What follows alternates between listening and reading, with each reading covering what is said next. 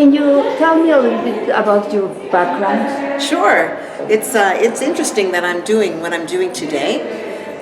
When I finished, I went to school, obviously I went to university, and I found myself in the fashion industry for many, many years. I started as a management consultant to the industry, and then I worked as a consultant, and eventually I found myself on television discussing things of beauty and fashion, and over a period of time I became a regular on different shows, and then I got my own TV show.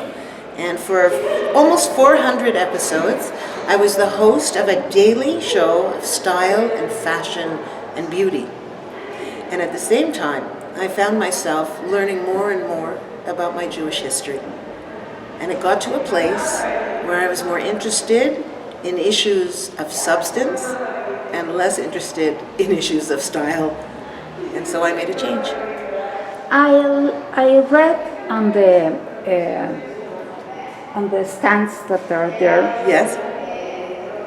Many things about your look. Uh-huh. If you're thin or Yeah. how you look. Sure. What do you think about now for the girls that they are from a very young age they start, I'm too fat, I don't like myself, on all these issues that I heard a lot from my nieces. You have to remember that our children, we see more images in the course of one day than our grandmother saw in her whole life. And what goes in creates a neural pathway, a road in the brain.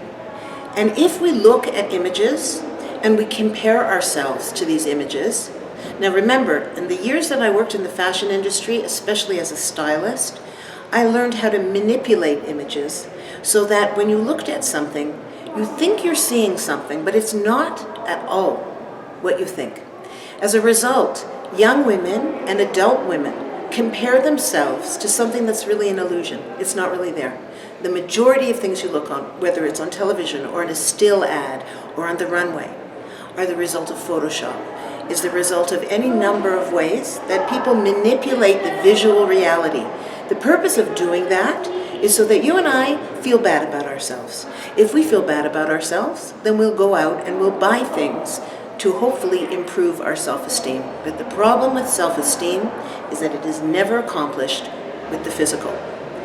But the world gives us the message that that is so, and it is almost impossible for these young girls to avoid comparing themselves to the images they see. So what I like to do, because I originally was the person who created those images, and I created this environment of self-loathing, what I like to do is help them understand, and that's what I'm going to do tonight, about how what we're looking at is not reality, and to tell them to try and teach them to fall in love with truth.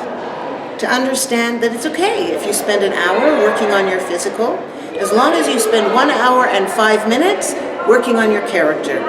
That beauty has to come from the inside out. It's like this time of year, it's Hanukkah, so that we're going for chen, not yofi.